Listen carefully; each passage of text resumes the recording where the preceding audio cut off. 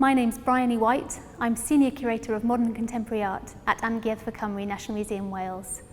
I'm responsible for the curation of works of art in all media from 1900 to the present day. Today, I'm going to be talking about a painting by Bridget Riley. It's called Kashan and was painted in 1984, and it's acrylic on a linen canvas. The painting is a large, abstract, geometric canvas. It's made up of a series of narrow, brightly coloured vertical stripes, which are built up across the canvas. The painting contains 6 colours: reddish pink, yellow, green, blue, turquoise and lilac. The paint is applied very flatly and evenly with no visible brushstrokes. If you stand in front of Kashan, you'll realise that the visual effect of this arrangement of colour and form is the emergence through viewing of a perceptual field, what Riley has described as the horizontal spread of coloured light. This field is created when groups of colours merge in the eye of the viewer. And so then, if Kashan has a subject, it is colour, movement, light and visual sensation. But its primary concern is also looking and the visual effect which takes place during the act of looking. You might even say that your eye is as much a part of the medium of the work as the paint on the canvas is.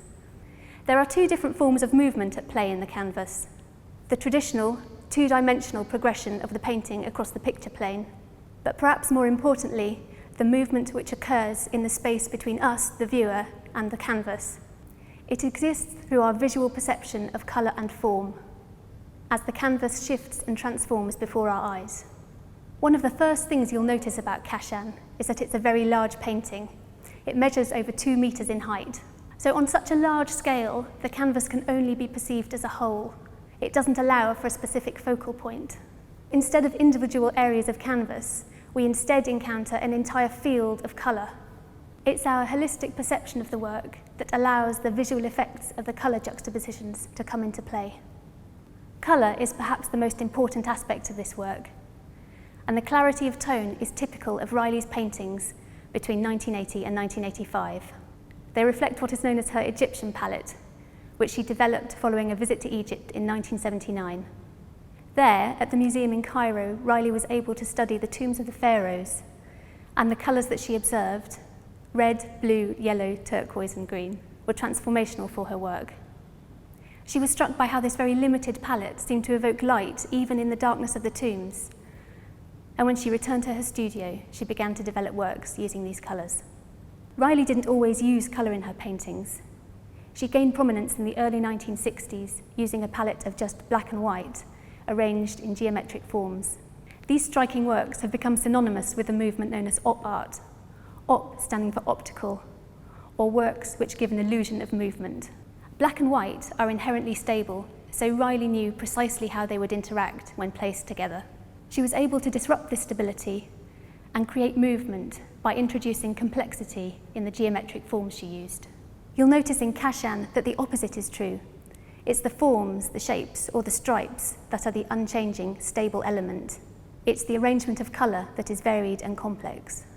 Colour itself is inherently unstable. And by this I mean that our perception of a particular colour alters depending on what colour it's placed next to. So each individual stripe of Kashan is interacting with its neighbour in some way whenever we view it. Riley first began to discover these interactions in the late 1960s.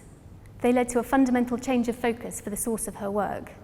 She found that she was able, through colour, to reflect the visual sensations she experienced in nature. And she's used colour in her work ever since. You might wonder how an abstract work like this can be said to reflect nature. But remember what was said earlier about the size of the canvas, meaning that we experience the painting as a field of colour. Just for example, think about how you perceive objects in the outside world. A tree, for example. You don't ever view this tree in isolation. Your perception of it is completely mediated by what you see around it, what it's placed next to. Likewise, your viewpoint doesn't remain static. It's always shifting and it's never fixed, whether this is through the blink of an eye or a change in weather conditions or atmosphere. It's this dynamism, this visual awareness of the whole field that Riley is interested in. So in some respects, maybe Kashan could be described as an abstract landscape. But if it can, it's not meant to be a visual representation of nature. It's meant to evoke something of the sensations of being in nature, the sensations of heat, light, and even sound. So how do the various elements of Kashan work to create the whole? Although this is an abstract painting, it has an intriguing title, Kashan. However, like all of Riley's paintings, the title is not meant to refer to or be descriptive of a particular place or a thing. The artist begins with an idea of colour and formal structure and works from there. She gives titles to her paintings only when they're finished, and the sensations created through viewing the work suggest something to her. She describes her titles as small bridges by which the spectator can enter the painting. Kashan is in central Iran, which was famous in the 13th century for the production of pottery, tiles and textiles. So here, the visual effects of these bright colours could evoke Kashan ceramics or silks, or evoke the sensation of being in the heat of the shimmering Middle Eastern landscape. For the structure of the painting, you'll see that Riley uses the simple, neutral form of the stripe. This is because it encourages the greatest level of optical mixing in the eye of the viewer. So as a shape, a long, thin stripe is made up almost entirely of edges. There's very little central colour for you to fix your eye on. And so the appearance of each stripe is entirely mediated by the colour next to it. Colours appear darker or lighter, they advance and recede, while the fusion at the edge of the stripes causes our eyes to perceive a whole new set of tones. And this is really an effect that you only get when you stand in front of the painting. The vertical positioning of the stripes is also important to the work. We tend to perceive paintings horizontally. Our eyes might travel around the canvas, but the general movement is across.